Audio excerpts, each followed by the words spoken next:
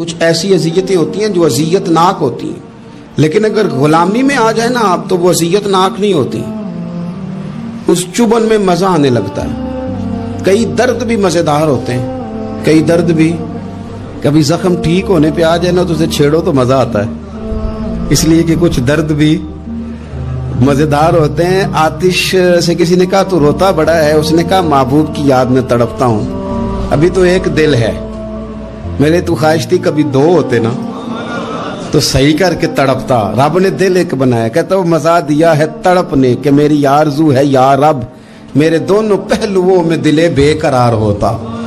درد میں بھی مزہ ہے، پر شرط یہ ہے کہ لوگ درد میں بھی جینا سیکھیں۔ ہم نہ آرام میں جینا چاہتے ہیں، پنکھے کے نیچے جینا چاہتے ہیں۔ کاش کہ ہمیں صحرا میں بھی نیند کا مزہ لینے کا طریقہ آئے، پھر زندگی کے سارے راستے آسان ہیں، پھر اقرا بھی مشکل نہیں۔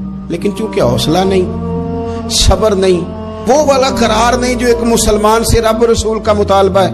حدیبیہ کے موقع پہ نا نبی پاک صلی اللہ علیہ وسلم نے جو شرطیں کافروں کے ساتھ طے کی تھی نا، حضور نے نور بصیرت سے کی تھی نا، تو انہی شرطوں نے پھر فتح کے باب کھول دیے۔ ان فتحنا لک فتحا مبینا۔ ایک شرط یہ تھی کہ اگر کوئی مسلمان مدینے سے مکے آئے گا تو مکے والے واپس نہیں کریں گے، رکھ لیں گے۔ پھر غور کریں، کوئی مسلمان اگر مدینے سے مکے آئے گا تو مکے والے واپس نہیں کریں گے، اور اگر کوئی بندہ مسلمان اپنے آقا کی مرضی کے بغیر مسلمان ہو جائے اور وہاں سے وہ مدینے آئے گا تو حضور پناہ نہیں دیں گے۔ تو میرے بھائی، محبوب کی طرف سے آنے والا نہ صرف سوکھ ہی نہیں قبول کرنا چاہیے، دکھ بھی قبول کرنا چاہیے، دکھ بھی قبول کرنا چاہیے۔ ہمارا یہ مسئلہ ہے کہ ہم نہ میٹھی میٹھی کے قائل ہیں، کڑوی کڑوی کے قائل نہیں۔ اگر وہ کبھی دکھ دے نا تو محبوب کا دکھ بھی سکھ سمجھ کے قبول کرو۔ ہاں ہاں، اس کی طرف سے کانٹا ہے کبھی تو اسے پھول سمجھ کے قبول کرو، وہ چبھے گا نہیں، انشاءاللہ مزہ ہی دے گا، وہ قبول تو کرو نا۔ تو اب حضرت ابو بصیر رضی اللہ تعالیٰ عنہ ایک صحابی تھے، ایک تو حضرت ابو جندل رضی اللہ تعالیٰ عنہ تھے نا، تو وہ تو حدیبیہ میں آ گئے، حضور مجھے لے جائیں، تو نبی پاک نے فرمایا میں نے وعدہ کر لیا ہے، ان کو بھی حضور نے واپس بھیج دیا۔ اور یہ بیچارے نا اپنے آقا کی جیل توڑ کے مکے سے بھاگ کے مدینے آئے۔ یا رسول اللہ مجھے قبول کر لے، میں بھاگ آیا ہوں، وہ بڑا ظلم کرتے ہیں، مارتے ہیں، تکلیف دیتے ہیں۔ وہ آئے تو ادھر سے نا اس کے مالک نے ایک دو بندے بھی بھیج دیے رکا دے کے کہ یا رسول اللہ آپ کا تو وعدہ تھا کہ آپ بندہ رکھیں گے نہیں۔ یہ آئے اور رکا بھی آ گیا۔ اب ذرا منظر کو سمجھے۔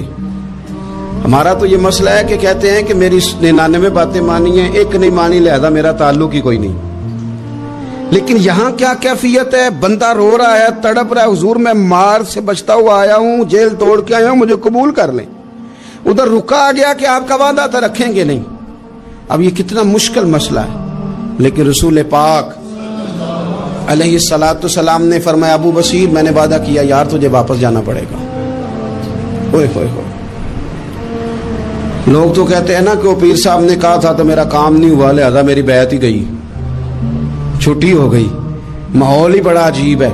حضور نے فرمایا واپس جا، لیکن جے کر یار دے نام دا ملے مینا، پھر انہوں چولی پا لئیے مینے نو پنجے سٹیے نا۔ جے کر یار دے نام دا، سامنے والے نے تانا سمجھ کے دیا تھا پر یار کے نام کا تھا نا، اس نے کہا لا صحیح سونے کے نام کا ہے نا، تانا ہوا تو کیا ہوا۔ جے کر یار دے نام دا ملے مینا، انہوں چولی پا لئیے پنجے سٹیے نا، تے جے کر یار دے نام دی ملے سولی، پھر جھوٹا جھوٹ لئیے تے پیچھے ہٹیے نا، جھوٹا جھوٹ لئیے۔ اب لکھنے والے کا بھی اپنا انداز ہے نا، کہتے ہیں یہ بھی میرے لیے جھولا ہی ہے، یہ بھی آرام کی جگہ ہی ہے، جھوٹا جھوٹ لئیے تے پیچھے ہٹیے نا۔ حضرت ابو بصیر رضی اللہ تعالیٰ عنہ سے حضور نے فرمایا واپس جانا ہے، کہ سونے ٹھیک ہے، کوئی شکوہ نہیں، کوئی گلہ نہیں، یہ بھی میرے محبوب کا حکم ہی ہے۔ اور کیا بات ہے، میرے نبی وعدوں کے پکے ہیں، کیا بات ہے، حضور نے جو کہا کر کے دکھایا۔ کہتے ہیں میں واپس جا رہا تھا، ایک دو بندے ساتھ تھے، جب مدینے کی حد گزر گئی نا، حضور نے تو کہا تھا نا مدینے میں پناہ نہیں دینی، تو میں نے اس سے کہا یار تلوار بڑی سونی ہے، میرا دکھانا۔ اس نے دکھائی تو ایک کی میں نے گردن کاٹ دی، دوسرا ویسے ہی بھاگ گیا، اور بھاگ کے حضور کے پاس آیا، جی اس نے تو مار دیا ہے۔ تو سرکار فرمانے لگے میں نے تو وعدہ پورا کیا تھا نا، تم سے نہیں سنبھالا گیا تو معاملہ تمہارا ہے. اب حضرت ابو بصیر رضی اللہ تعالیٰ عنہ واپس آئے, عرض کی حضور اب میرے لیے کیا حکم ہے؟ حضور نے فرمایا میاں حکم وہی ہے, مدینے میں ہم نہیں رکھ سکتے تم. مدینے میں صحابہ تھے نا, حضور کی باتوں سے خوشبو لیتے تھے, مدینے میں نہیں رکھ سکتے. حضرت ابو بصیر کہتے ہیں میں مدینے کی سرحد سے نکل گیا, اس جگہ چلا گیا جو نہ مکے کی ریاست میں تھا نہ مدینے کی. ایک مقام ایس تھا جہاں میٹھے پانی کے کنویں تھے, وہاں رہنے لگا. حضرت ابو جندل کو پتہ چلا کہ ایک نیا ٹھکانہ بن گیا, وہ بھی جیل توڑ کے آ گئے.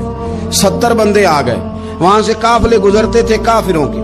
یہ بھی مسلمانوں کو تنگ کرتے تھے, اگر مکے سے کوئی قافلہ گزرتا تھا تو ہم نے بھی ان کو پکڑا. کافر کا مال مال غنیمت اسباب بن گیا. اور وہ جب قافلہ لے کے آتے تھے تو ڈرے ہوتے تھے, اور ان کو تو ستایا تھا نا. کہتے ہمیں ستایا بڑا تھا, ہم تو انقلابی بن گئے تھے, ہم تو رکھ لیتے نا, بڑی منت کرتے, بڑی جان مشکل سے چھڑاتے. 70 بندے ہو گئے, پھر 300 ہو گئے. تب وہ بشیر کہتے ہیں دنیا مدینے جاتی تھی لیکن ہم تڑپتے تھے, ہم تڑپتے تھے. روت لنگ گئی ہے پھر باہر آندی, تے اج چٹھیاں مدینے آئیاں نہیں. ہم تڑپتے تھے کہ یار کوئی موقع ملے. روز رات کو روتے تڑپتے. 300 انقلابیوں کا جتھا صبر سے بیٹھا ہے مدینے کی سرحد پہ, اندر آنے کی اجازت نہیں, پر غلامی میں روز اضافہ ہو رہا ہے. صبر دیکھو, غلامی میں روز اضافہ ہوتا ہے. تنگ آ گئے کافر, پہلے بڑی ڈینگیں مارتے تھے کہ دیکھو ہم نے کیسی شرط منوائی ہے, کیسی شرط منوائی ہے کہ ان کا بندہ آئے گا تو ہم واپس نہیں کریں گے, ہمارا جائے گا تو انہیں کرنا پڑے گا. پھر اتنے تنگ آئے کہ خود آ کے کہنے لگے حضور مہربانی کریں, یہ شرط تو ختم کریں, اور ان 300 کو تو مدینے بلائیں, مہربانی فرمائیں. حضور بڑے خوش ہوئے. آج غلاموں کے نام پیغام لکھا, غلاموں کے نام پیغام لکھا. چٹھی لکھی حضور نے. چٹھی کس چیز کی لکھی؟ آ جاؤ یار مدینے آ جاؤ.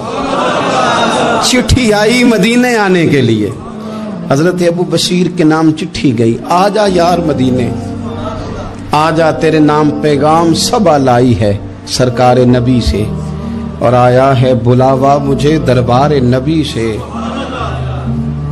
پیغام آیا.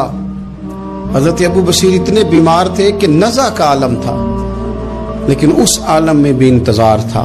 اس آخری ویلے اکھیاں میریاں رات تکنائے تیرا, تیرا تے سجنا کچھ بھی نہیں جانا. یہ پا جاویں ایک پھیرا, تے سر میرے تے آن کھلویں تے پھر پردہ رہ جائی میرا. سوکھا نکلے صاحب ظہوری, یہ ویخ لوے مکھ تیرا. حضرت ابو بشیر کو نہ وہ رکا گیا, حضور کی چٹھی گئی تو یوں چٹھی پڑی. حضور نے فرمایا آ جا نا, رستہ کھل گیا ہے, تو آ جا, کھل گیا رستہ. دعا فرماؤ مدینے کے رستے کھل جائیں. کرو نا یار دعا, مدینے کے رستے کھل جائیں. کچھ ایسے ہیں جنہوں نے سارے دکھ سنانے ہی مدینے جا کے ہوتے, کچھ لوگ ایسے ہیں جن کے دل اور کلیجے پھٹنے کو آ گئے. دعا کرو رستے کھل جائیں. حضور نے فرمایا آ جا, تیرا راہ کھل گیا.